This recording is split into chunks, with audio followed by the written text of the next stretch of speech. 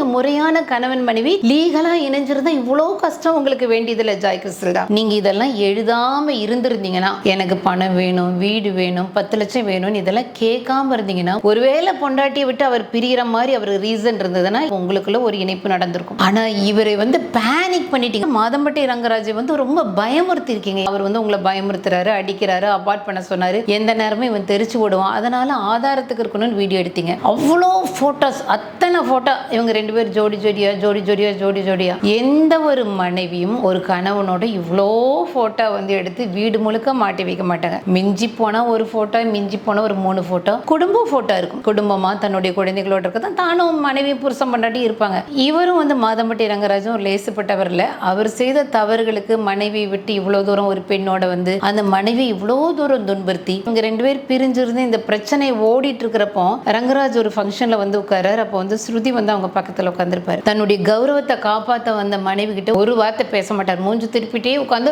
அவ்வளவு ஆக்ஷன் பண்றாரு. ஆனா இன்னொரு பொண்டாட்டிக்கு பொண்டாட்டி லவ் யூ டி டடாடா புரியல. ஆனால் உங்கள் மனைவியை உங்க கௌரவத்தை காப்பாத்த வந்த உட்கார்ந்த மனைவியிடம் நீங்க நடந்து கொண்ட முறைங்கிறது சத்தியமா ஏற்புடையதா இல்ல. ஸ்ருதியை பார்க்கும்போது உண்மையா ஆரம்பத்துல தமிழ்நாட்டு மக்களுக்கு இது என்ன ஒரு பொண்ணா, கொஞ்சமாவது ஒரு செல்ஃப் ரெஸ்பெக்ட் வேண்டாமா, இப்படி போன ஒரு புருஷனை விட்டு கொடுக்காம இதெல்லாம் என்னது இதுன்னு நிறைய பேர் திட்டி தீத்தாங்க. ஏன்னா கொஞ்சமாவது பெண்ணுன்னா ஒரு சூடு சொரண வேணாமா, இப்படிப்பட்ட ஒரு ஆம்பளைக்கு நம்ம கம்பெனி கொடுக்கறது. ஆனா இப்ப நடக்கிற ஒரு பிரச்சனைகள்லாம் பார்க்கும்போது என் கணவர் போய் சிக்கி இருக்கிறது ரொம்ப தப்பான இடம். அந்த சின்ன வீடு படம் பார்ப்பாங்க. கல்பனா எல்லாத்தையும் பண்ண விட்டுருவாங்க. அந்த ஒரு சின்ன வீடு கிட்ட எல்லாத்தையும் பண்ண விட்டுட்டு நீ எல்லாம் அடி வாங்கிட்டு வருவ, அப்போ உன்னை நான் இழுத்துக்கிறேன் அப்படின்னு சொல்லி கல்பனா இழுத்து மனைவி தான் அப்படின்னு சொல்லி அந்த சின்ன வீடு படம் பாக்கியராஜ் படம் பார்த்தவங்களுக்கு தெரியும். அப்போதான் பாக்கியராஜ் எல்லாமே அடிபட்டு அந்த பெண்ணால ட்ராப் பண்ணப்பட்டு கடைசியில் ஐயோ என் ஒய்ஃப் தான் அப்படின்னு சொல்லிட்டு வருவார். அந்த மாதிரி இந்த பெண் டேஞ்சரான ஒரு இடத்துல இருக்கிறாரு. அவரை இந்த நேரத்தில் நம்ம சேஃப் கார்ட் பண்ணிக்கலாம் அப்படிங்கிறதுல அவங்க இருந்த ஒரு உறுதி